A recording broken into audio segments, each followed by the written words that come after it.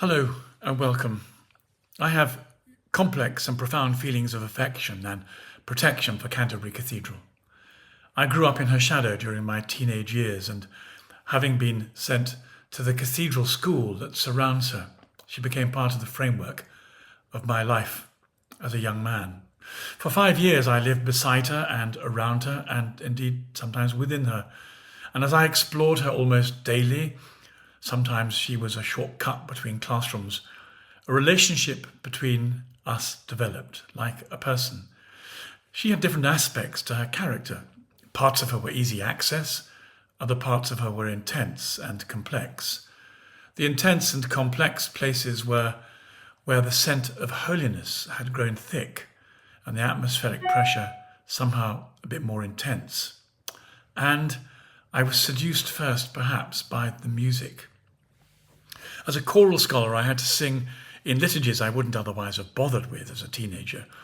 But in the depths of the crypt, after battling through the darkness of early morning fog before dawn as it swirled through the cloisters and under the buttresses, I found myself singing mysterious, haunting plainsong as part of the most exquisite liturgy, while the Eucharist was celebrated by an Anglican minister at an ancient stone Catholic altar. The candlelit darkness was full of presence, and somehow the music acted as a key that opened the pores of my curious adolescent soul. It didn't occur to ask myself if I believed or not, for God was quite obviously present. The place was infused in him and by him. Stone, soaked in prayer, had become soft like a sponge and irradiated the presence of God with prayers and the adoration of the past into the present. It was T.S. Eliot who mused on the perichoresis of time, the interpenetration of time and space, the present and the past, in some mysterious way, the past seeping deeply into the present there. In the crypt one Sunday evening, I first met the Mother of God, Mary, the Mother of our Lord, Theotokos, as a clergyman talked surprisingly effectively about her in his sermon. He described the quality of sacrificial love which keeps faith in the face of pain and dereliction, expressed as Mary kept watch at the foot of the cross where her son was being executed as he carried the sins and paid the price for the flaws of the whole of humanity. I understood something of that, and I found myself scribbling on a piece of paper in response something like a haiku poem, which I've never forgotten. It emerged from my heart, even if my head was travelling quite a long way behind and would take years to catch up. I wrote, "If ever I am to love or be loved, then let there be a cross with a foot to be filled." And so began the seeds of longing for Our Lady, admiration and affection that only broke surface properly when decades later I was received into the Catholic Church, the church that had conceived and built and sustained that cathedral until the state takeover at the Reformation, better known as the Defamation.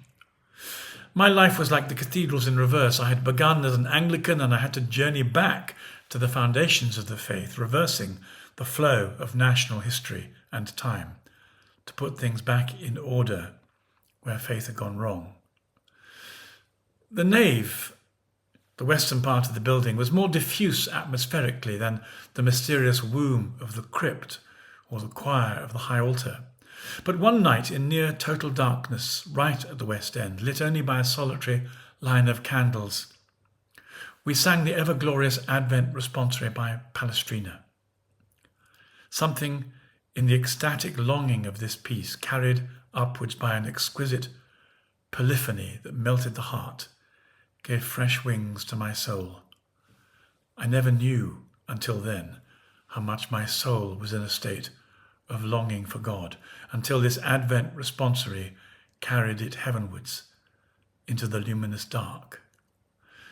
Just beyond the nave, St. Thomas à Becket was murdered in the northwestern transept.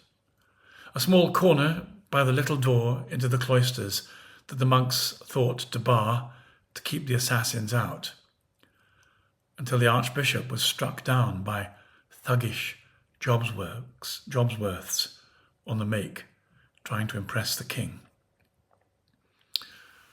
Who knew the Archbishop had clothed himself secretly in a hair shirt worn under his formal clothes until his body lay prone on those same flagstones, soaked in blood, and it was exposed as the monks tried to care for his corpse.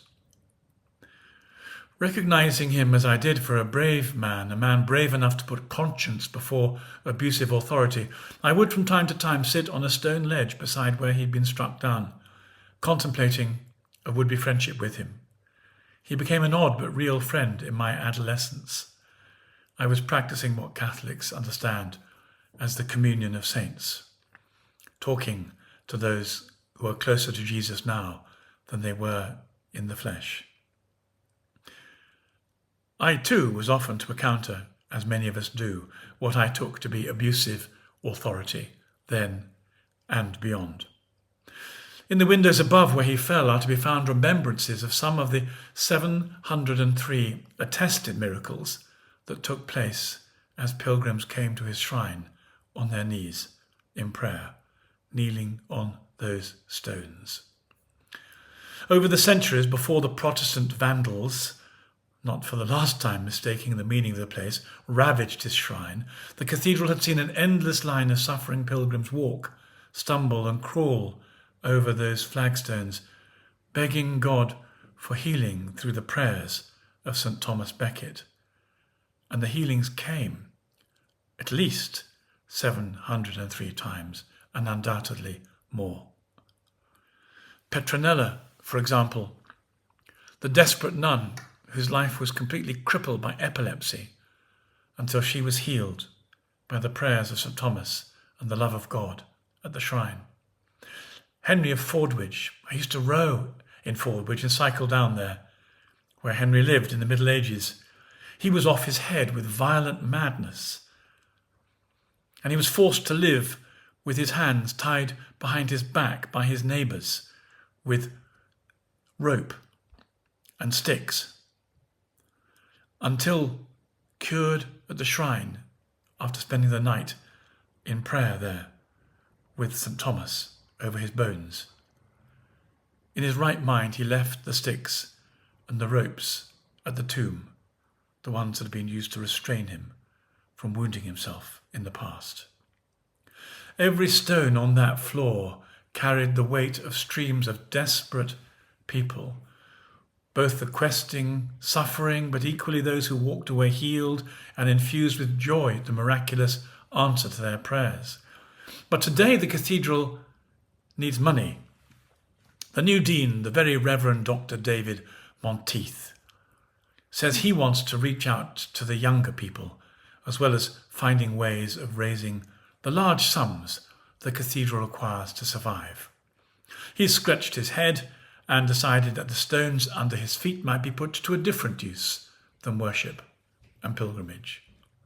He's opting instead for dancing, accompanied by booze, rave music, and very sexy lyrics. He wants to draw the young into the cathedral, both the young and their money. The dean knows what he wants to do with their money, but he's not quite so clear what he wants them to get out of their entrance into this sacred space. So the Rave in the Nave will take place over 2 nights in February 2024. It will be a strictly 18-plus event, and it will feature lots of alcohol and the music of the 1990s, Britney Spears, the Spice Girls, Eminem and the Venga Boys. Dr. Monteith hasn't been clear about how he intends to preserve the sacredness of the place while flogging the ravers' booze and entertainment in the form of throbbing noise in their high-powered headphones, raw, sexy lyrics, and the self-expressive jiggling that comes in the form of drunken dancing. Indeed, he doesn't seem overly bothered by the gap between the holiness of the sacred space he was appointed to care for and the drunken Epicurean pursuit of mind-numbing, hypersexualized pleasure. Not surprisingly, some people have felt critical of this. Kajetan Skravonsky, who is a doctor in Sussex, has written an excoriating article, for example, in the European Conservative, reminding some of his readers of the lyrics that entertain silent discos dancers through their high-tech headphones. Let me read some of it to you. He writes, "Profound exhortations such as the real Slim Shady's 'My bum is on your lips. If I'm lucky, you might give it a little kiss,' as well as his theological musings that if we can hump dead animals and antelopes, then there's no reason why one man and another man can't elope." These lyrics will be beamed into the headphones of intoxicated ravers whilst they contemplate the ancient architecture and 14 centuries of Christian history that they've stumbled into in pursuit of a good time. Will there be a life-changing experience? The Dean's not sure.